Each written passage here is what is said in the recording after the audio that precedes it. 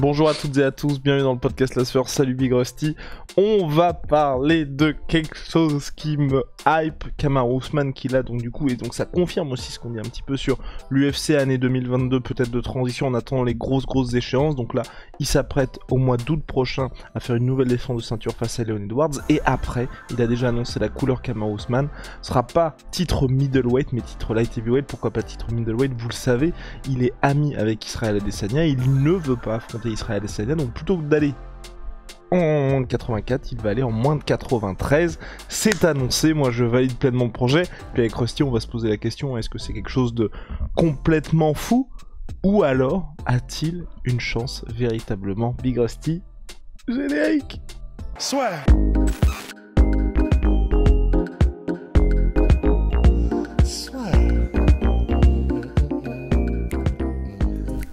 Entre dans l'octogone avec Unibet. Qui sera le vainqueur du combat? En combien de rounds? Fais tes paris sur l'app numéro 1 et profite de 150 € offerts sur ton premier pari. Rust, Kamaru Usman, qui s'attaque au titre light heavyweight, face à, et c'est pour ça que moi je pense que le timing de cette annonce n'est pas anodin non plus, parce que vous vous souvenez, quand il y avait Glover Teixeira, monsieur n'en parlait pas trop. Là, il y a Jiri Prochazka qui est champion, il se dit tiens, il y a peut-être moyen.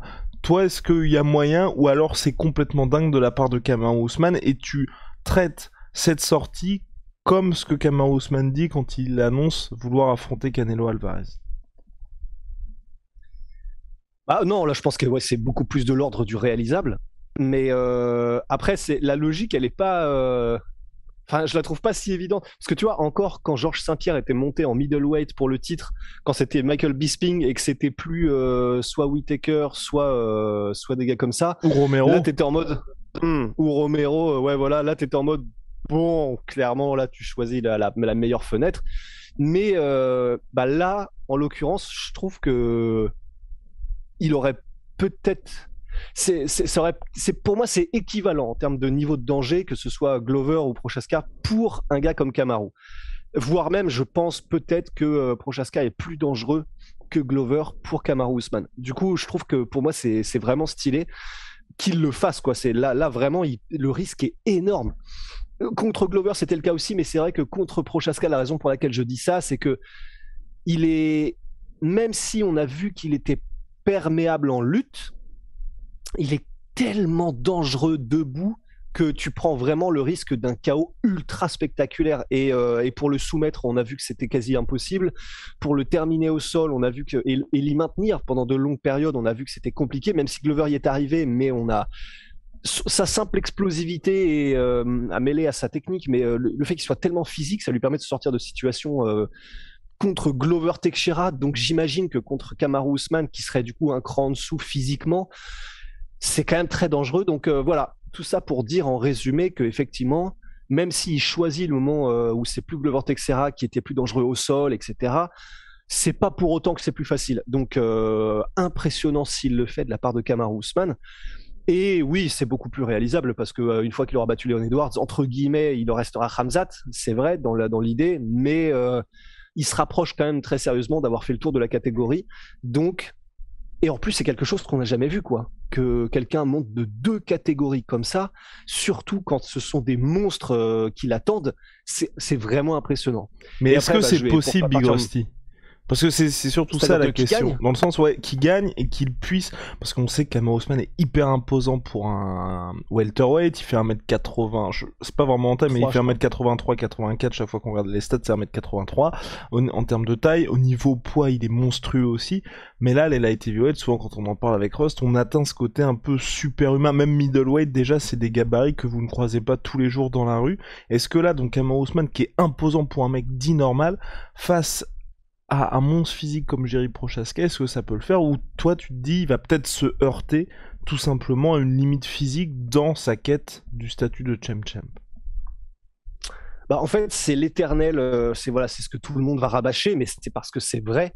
Sachant qu'on a vu le face-off avec Jan Blachowicz, il était pas si petit que ça. Après, je me méfie un petit peu parce que je me méfie énormément des photos où ils ont joué sur l'effet de perspective pour faire grossir les biceps parce que du coup, tu as un tout petit effet fisheye ou comme ça avec, tu sais, un plan très large et du coup, les deux sont monstrueux. Mais en fait, si tu les prenais, entre guillemets, à taille réelle et à proportion réelle, ça donne pas la même impression. Donc ça, je me méfie un petit peu. Ce cliché-là, je me méfie un petit peu. Mais il y a deux choses. Le premier, c'est que ça va être deux, je sais plus comment on appelle ça. Tu sais, quand là, je vais dire un truc qui sont des portes ouvertes. Tu vois, c'est des évidences. Je sais plus comment on appelle ça. Mais la première, c'est que s'il y a des catégories de poids, c'est qu'il y a une raison. Donc la raison pour laquelle Kamaru Usman arrive à rentrer dans la catégorie la welterweight, c'est qu'il y a une raison, c'est qu'il le peut. Demander à Jiri Prochazka de rentrer dans la catégorie welterweight, je pense qu'on va rigoler. C'est-à-dire qu'à moins qu'il vraiment littéralement qu'il se coupe une jambe, je pense que c'est impossible. Et il y a une raison à ça, c'est-à-dire que à poids naturel ou en tout cas en termes de capacité physique, c'est pas le même monde. C'est littéralement, c'est pas le même monde. Je me souviens plus, il fait plus d'1m90, c'est sûr, Jiri Prochazka. Il a une carcasse monstrueuse. Dans la vie de tous les jours, il doit être facilement à 105. C'est vraiment pas c'est pas les mêmes choses, c'est pas les mêmes oiseaux, c'est pas les mêmes monstres. Et la deuxième chose qui est la règle, un petit peu la règle d'or, c'est à compétence égale, il y a effectivement le physique qui joue pour donner l'avantage à l'un ou à l'autre. Donc, c'est-à-dire que à un grosso modo niveau de compétence égale dans les différentes disciplines, si ils ont le même physique, grosso modo, ça fait des combats très serrés. Mais si l'un a un avantage physique certain, qu'il est plus grand, qu'il a plus d'allonge, qu'il est plus lourd, qu'il est plus fort, de manière quasi sûre, à moins qu'il y ait un gros différentiel de mental, mais je mets ça dans le package de compétences, quand je dis à compétence égale, c'est toujours celui qui sera plus physique qui gagnera. C'est de la physique de base. Et on a pas mal d'exemples qui attestent de ça. Donc là, j'ai une petite liste d'exemples qu'on utilise souvent. Il y a quelques contre-exemples, mais les exemples, c'est par exemple Tito Ortiz contre Alexander Shlemenko. J'ai revu le combat tout à l'heure. Shlemenko, qui est un petit middleweight, qui combattait contre Tito Ortiz, qui est un gros light heavyweight. Déjà, la différence physique saute aux yeux, mais les impacts de Alexander Shlemenko quand il met des coups au corps, quand il met des kicks, des trucs comme ça, c'est vraiment, t'as l'impression d'une mouche qui embête un lion, tu vois. Il n'y a aucun impact ou presque, c'est assez impressionnant. Tito Ortiz ne bouge pas, il n'accuse pas le coup, c'est sur des choses comme ça que tu vois qu'effectivement l'effet d'échelle, c'est réel, quoi. D'ailleurs, Shlemenko qui revient en août prochain face à Jacare Souza. Face à Jacare Souza. C'est vrai. Ouais. Dans quel organe RCMMA, je crois. D'accord, putain, intéressant. Et les autres exemples qui sont généralement utilisés, c'est Rory McDonald contre Gegard Mousasi, où vous regardez le combat qui s'est passé au Bellator pour le titre middleweight, où Rory McDonald montait d'une catégorie. Clairement, là, c'était vraiment pot de terre contre le pot de fer. Il pouvait rien faire. Et après, on a Adesanya contre Jan Blachowicz, on a Dustin Poirier et Max Holloway. Ce qui est très intéressant dans ces 4 exemples qui sont parfaitement représentatifs clairement, en français, il a eu les yeux plus gros que le ventre. Il a mangé plus que ce qu'il ne pouvait mâcher pour faire la translation, la traduction. Mais c'est que dans ces 4 cas-là, en gros, ce sont des gars qui n'avaient pas forcément pris le temps de faire une vraie montée. Donc là, Max Holloway, on se souvient tous que quand il a combattu Dustin Poirier, alors je sais plus si c'était en short notice, mais en tout cas, il avait vraiment pas du tout pris le temps de faire une véritable montée. 5 semaines. Adesanya Blachowicz, oui, il a eu un camp d'entraînement, mais il a toujours dit, je vais pas grimper en poids, je vais pas prendre plus de masse, je vais pas modifier entre guillemets ma carcasse naturelle, donc je vais arriver à 93 kilos tout mouillé, tu vois, tandis qu'on sait que Jan Blachowicz, lui, il doit cutter du poids parce que c'est un vrai light heavyweight. Donc dans tous ces exemples que je viens de donner, en gros, ce sont des gens qui n'avaient pas pris le temps, entre guillemets, de devenir des véritables protagonistes de la catégorie supérieure, et qui donc sont arrivés avec leur physique de catégorie d'en dessous, et ça ne marchait pas, entre guillemets. Et donc on pourrait me répondre, oui, mais les contre-exemples, Georges Saint-Pierre contre Michael Bisping, on pourrait me répondre Anderson Silva quand il est montré contre Forrest Griffin, Stéphane Bonnard, mais c'est là où personnellement je dirais, ouais, mais là, il y avait vraiment un tel différentiel aussi de compétences que ça, c'est là où ça aide un petit peu celui qui monte, c'est qu'il est tellement dans la matrice. On parle de GOAT, quoi. Enfin, Anderson Silva, Georges Saint-Pierre, voilà, la réponse est dans la Et question. Elle puis est vite pour répondue. JSP, il y avait eu un vrai processus aussi de montée de catégorie qui lui a d'ailleurs valu des problèmes de santé. Des pépins physiques. Ouais, ouais, ouais. Et d'ailleurs, même Georges Saint-Pierre, pour le coup, lui, il avait voulu vraiment faire une véritable montée en middleweight, mais il l'avait un peu chié, quoi. Il le dit lui-même, quand il était arrivé la semaine de combat, en gros, il devait boire beaucoup plus que de raison et manger beaucoup plus que de raison, se gaver, en fait, c'est le terme qu'il utilisait, pour rester à un poids de middleweight normal qui fait le cutting. Donc, c'est simplement que c'est Georges Saint-Pierre, quoi. Et c'est simplement que c'est Anderson Silva. Donc, quand il monte, oui, il monte comme ça sur un camp d'entraînement et machin, mais voilà, ce sont les meilleurs de tous les temps. Donc, le différentiel de compétences est tel que ça marche. Et dans les derniers gars, il y a Mais aussi, petit exemple, après Rusty c'est reparti, c'est John Jones. Là, on va voir ce qui va se passer quand il fera enfin ses exactement. débuts chez lourd, mais lui aussi fait un vrai processus de montée. Voilà, donc c'est là où ce sera très intéressant pour John Jones, c'est que bah là, lui, voilà, il est à, je sais plus ce qu'il disait, mais il est à 115, quoi. Il est à 115, mais 115 d'un vrai poids lourd. Parce que, par exemple, lorsque Jiri Prochaska ou Jan Blachowicz sont à 105, 110 hors combat, c'est pas les mêmes 110, 115 que un Cyril Gane ou que un Stipe Miocic, quoi. C'est pas le même affûtage physique au même poids. Et c'est pour ça que ça va être vraiment très intéressant pour Kamaru Usman, maintenant qu'on a dit tout ça et qu'on a un peu élagué tout ça, c'est que bah, y a deux trucs. Le premier, c'est que s'il monte, bah, je serais très curieux de voir s'il monte pour de vrai, entre guillemets, donc c'est-à-dire s'il prend quelque chose comme 6 mois, 6, 7 mois, 8 mois, je sais pas pourquoi je fais ça, c'est pas beaucoup de différence, mais ça dépend, voilà, s'il prend vraiment le temps de soigner sa transformation physique. Et le deuxième truc qui est quand même très important, c'est que là, tous les exemples qu'on vient de donner, les gens montaient de une catégorie. Lui, il va monter de deux. Alors moi, j'ai pas souvenir que ça a été fait entre guillemets à ce niveau-là, entre guillemets. J'ai pas souvenir. Et là, il y a une prise de risque qui est mais maximale parce que quand on vient de citer ouais, t'as vu donc physiquement, on sentait que les impacts étaient différents et que c'est qu'une catégorie d'écart. Imaginez deux et surtout imaginez deux lorsque ce sont ces catégories-là, c'est-à-dire les catégories plus élevées. Parce que la raison pour laquelle il y a aussi un peu plus de changement de catégorie sur les catégories de poids plus petites, c'est parce que, les différences de poids sont moins grandes. Par exemple, quand tu passes de, je sais pas, de bantamweight à featherweight ou de featherweight à lightweight, c'est des moins gros différentiels de poids que quand tu passes de welterweight, middleweight, light heavyweight, tu vois. Et donc, il choisit même pas les catés les plus faciles pour faire un saut, parce que là, du coup, il va passer de 77 à 93, 16 kilos d'écart. Et puis, voilà. Qu'est-ce que je voulais dire d'autre? I don't know, Big Rusty. Mais en tout cas, c'est sûr, Ouais, c'est que donc Vas-y. ouais, non, voilà, c'est donc extrêmement risqué parce que là, vraiment, il va y avoir un différentiel physique monstrueux, un canyon.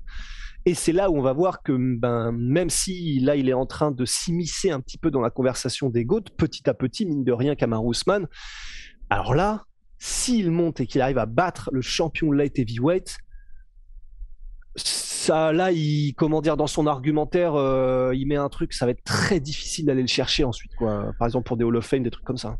Et surtout que Kamaru Usman, pour moi, enfin, ce qui serait bien, c'est qu'après la défense contre Leon Edwards, tu vois, l'UFC prévoit ça, tu vois, donc ça va être en août. Peut-être que si l'UFC, tu vois, annonce ce super fight pour le mois d'avril, mai, comme ça, lui, il a vraiment le temps de faire sa montée. Et en plus, je trouve que ce serait pas mal parce que ça permettrait, tu vois, de dire, il y a ce combat-là, ensuite, quoi qu'il arrive, Kamaru Usman redescend chez les welters, et comme ça, on peut très bien faire, moi ça me poserait pas de souci, qu'il fasse un titre intérimaire, par exemple, entre Ramzat et Colby, ou autre, mais qui a un petit peu plus de vie dans cette catégorie, parce qu'on arrive au stade où, même s'il y a beaucoup de monde, le champion est tellement écrasant que tous les contenders ont perdu contre lui, et donc il y a un petit peu moins d'enjeu parce qu'on se dit bah le gars roule sur tout le monde, même si on est dans une situation différente de la catégorie flyweight à l'époque de Demetrius Johnson où on connaissait pas trop les rankings. Là il y a quand même du monde, mais le champion est presque trop dominant. Le seul point moi qui m'inquiéterait un peu là-dedans, c'est Kamaru Usman aujourd'hui il a 35-36 ans. Est-ce qu'il on sait que c'est un un imposant welterweight, pardon, et que du coup quand il fait ses cuttings, bah, c'est quand même un peu tendu, même s'il a pas manqué le poids, il y a pas de souci de ce côté-là. Mais est-ce qu'il pourra, s'il fait une vraie montée chez les light heavyweight, ensuite redescendre tranquillement et pas mettre sa santé et même sa carrière en danger s'il tentait ça? Et c'est le point moi qui m'inquiète un petit peu, parce que c'est quand même dans le sens où on sait qu'aujourd'hui il est âgé, qu'il lui reste pas énormément de temps Kamaru Usman, mais c'est pas non plus quelqu'un, quand vous le voyez combattre, vous dites il est sur le déclin, il est pas sur le déclin, mais ce serait bête, tu vois, de jouer à ça et de sacrifier 3-4 bons combats que pourrait avoir Kamaru Usman au profit d'un seul challenge qui est quand même assez important.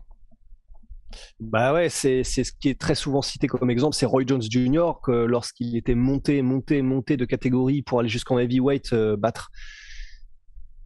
Fuck, putain, j'oublie toujours son nom. C'était pas James Toney qui l'avait battu? Non, c'était pas James Toney. J'ai oublié. Mais en tout cas, lorsqu'il était, purée, lorsqu'il était redescendu ensuite, bah, c'est là où ça avait commencé à se compliquer vraiment beaucoup. Et c'est là où c'est depuis l'exemple, un peu le cas d'école qui est utilisé pour dire, bah, monter ou descendre c'est une chose, mais faire le yo-yo c'est vraiment beaucoup plus compliqué. Et bah, c'est pour ça que moi je serais d'avis aussi que s'il y va, bah, autant qu'il y aille, mais pour de bon. Et puis là, il est à un moment de sa carrière où il peut largement, tu vois. Et puis ça dépendra de ce que fait Adesanya, mais pour un peu, ouais, voilà, soit John qu'il reste en light Ruiz. heavyweight. Ah bon? Ouais, pour le titre WBA heavyweight. C'est quoi les autres adversaires qu'il a combattu en heavyweight? En heavyweight, bah poursuivez Big Rusty, je poursuis mes recherches. Et du coup, voilà, s'il fait la transition, clairement qu'il la fasse à fond. En tout cas, moi, c'est ce que je souhaiterais, parce que bah, j'ai pas envie qu'on se retrouve dans cette situation où il est en mode, ce qui serait louable un peu à la japonaise, esprit samouraï et tout, de dire bah je vais même pas faire une vraie montée en light heavyweight, je vais juste ne plus cutter de poids et puis m'entraîner un peu plus avec des plus gros poids, ou je sais pas, tu vois, je sais pas comment est-ce qu'il compte faire. Pas s'entraîner avec des plus gros poids, ça a pas forcément beaucoup de sens, mais voilà, ouais, c'est soit il le fait à fond pour light heavyweight et il devient un vrai light heavyweight, même s'il est petit du coup pour un light heavyweight, 1m83 c'est vraiment pas énorme. Soit ouais voilà, c'est soit qu'il ne le fasse presque pas, mais j'aurais pas envie qu'on soit dans une situation comme des exemples qu'on a cités précédemment où bah, il devient humain à nos yeux, mais tu sais vraiment presque trop humain en arrivant avec sa carcasse de welterweight et on sent qu'il peut rien faire, tu vois. Ça, ce serait tellement terrible pour sa legacy que je préfère ne pas le voir, quoi. Entièrement d'accord, Big Rusty. Concernant Roy Jones Jr., pour finir cette parenthèse, toi tu parlais de défaites qu'il avait eu? Non, bah, quand il est monté en heavyweight, il y a un gars qui l'a affronté et qui est le gars le plus souvent cité et bah, c'était pas John Ruiz, donc est-ce que tu peux me faire une petite liste des gens qu'il a affronté en heavyweight? Bah pour moi c'était John Ruiz, parce que là je suis en train de regarder. Bon, c'est peut-être parce qu'il y a les défaites contre Antonio Tarver. Ouais, c'est ça, Antonio Tarver. Mais attends, il a gagné. Bah oui, Tarver, mais c'est non pour ça. Donc c'est ce que je me disais aussi. Non, c'était en light heavyweight et justement c'est quand il fait son retour ensuite. Ah, c'est ça. Et c'est ça. Oui, c'est ça. En fait, il avait gagné, ça, ensuite il est revenu. C'est pour ça que je me disais. You are right. Voilà. Et oui, et justement, c'est faire le yo-yo qui malheureusement a posé des soucis sur la fin de sa carrière à notre cher Roy Jones Jr. Putain, quelle carrière de légende quand même, Roy Jones. Mais oui, peut-être trop longue malheureusement pour lui. En tout cas, ouais, pour Kamaru Usman, moi je sais pas trop. J'aimerais quand même bien qu'il prenne le temps, parce que on n'est pas en mode Anderson Silva, parce que c'est ça aussi, enfin, il convient de dire, c'est qu'Anderson Silva, c'est l'un des plus grands, mais quand il était à chaque fois en light heavyweight, il a jamais affronté le champion aussi, tu vois. Et là, j'ai pas envie de Kamaru Usman, au regard de tout ce qui s'est passé dans l'histoire du sport et au regard du challenge, qui prennent ça entre guillemets à la légère, tu vois. Qui prennent le temps, qui l'affrontent, et puis qu'il n'y ait pas même de trucs où on puisse juste dire ah bah c'est juste que Jiri Prochazka était trop grand. Enfin, tu vois, je trouve que ce serait ça servirait personne, tu vois. Alors que si Jiri Prochazka bat un vrai Kamaru Usman qui est en mode light heavyweight, il n'y a pas de souci. Enfin, tout le monde sera ok, c'est bien. Et puis pour Kamaru Usman en cas de victoire, ce sera encore plus grand, tu vois. Donc en tout cas, seul l'avenir nous le dira. En tout cas, je trouve que le challenge de la part de Kamaru Usman est assez fou. C'est excitant. Ouais. Et s'il venait à le faire, mais là... Enfin, ça fait partie, tu vois, de ce genre... C'est ce qui nous manque. C'est ce qui nous manque, peut-être. Bah vas-y, Big Rusty, n'hésite pas à dire qu'est-ce qui nous manque exactement. Mais en tout cas, moi, je trouve que c'est le genre de challenge où tu ne peux pas détester un mec qui tente de faire quelque chose comme ça. C'est impossible. Bah, c'est ce que disait Adesanya, I dare to be great. avant de perdre contre Blachowicz, mais donc il a raison, tu vois. Enfin, oser des choses qui, si tu les réussis, feront de toi une figure inoubliable du monde des sports de combat, tu vois. Et là, clairement, c'est ça, et ça. C'est une des raisons pour laquelle Conor est devenu Conor, quoi. C'est, il s'en fout, il affronte n'importe qui, n'importe quand, il monte de catégorie s'il le faut. À un moment donné, il s'en bat les couilles, il est en mode bon, vas-y, je vais même monter en welterweight, ça m'est égal. C'est ça qui fait que les gens deviennent aussi légendaires. Et bah, pour Adesanya, c'est ce qui a fait que tous les gens étaient en mode bah ouais, ok, il a perdu, mais énorme respect. Et c'est ce qui fait que là, t'imagines la prise de risque maximale de monter de 2 catégories. Déjà, c'est extrêmement excitant. Tu vois, il y avait un moment donné, quand Conor raflait tout, on était en mode ouais, il est en featherweight, mais là, il est en train de faire des bifs avec Tyron Woodley. Il pourrait peut-être mettre KO Tyron Woodley. Enfin, tu vois ça, même si, en fait, après coup, peut-être que non quand même, mais ça, avoir un champion aussi dominant dans sa catégorie qui décide de tenter des choses, bah en fait, comme nous, on a l'inertie, tu vois, mentale, psychologique, comme il réussit tout dans sa catégorie, bah notre cerveau est biaisé, il se dit, bah peut-être qu'il peut faire des trucs presque mystiques, presque magiques, tu vois, c'est-à-dire aller mettre KO ou dominer des mecs qui sont 2 catégories au-dessus, parce que voilà, on a ce biais de se dire, bah vu qu'il maltraite aussi facilement les autres êtres humains qu'il y a là, pourquoi pas d'autres, tu vois, et pourquoi est-ce que ses capacités et ses compétences ne pourraient pas faire en sorte que quand il monte de 2 catégories, bah il arrive à battre des mecs même qui sont beaucoup plus lourds. Enfin, tu vois, ça fait travailler notre imaginaire, ça fait travailler un petit peu, ouais, c'est ça, nos capacités d'abstraction, et ce qui fait que on ne sait pas, c'est l'inconnu. Mais s'il y arrive, on sait qu'on aura assisté à quelque chose d'incroyable, et c'est ce qui rend le sport aussi excitant, quoi. Oh, wow, Big Rusty, hype is real. On se retrouve très très vite pour de nouvelles aventures. Big shout out à ma sweet pea, ma sweet protein, moins de 17% sur tous mes protéines, en plus des soldes avec le code la sueur. Et puis nos savons, c'est sur onae.fr, HONAE.fr. Le banger, le freezer est toujours disponible. Big Rusty, stay fresh, stay clean, see ya.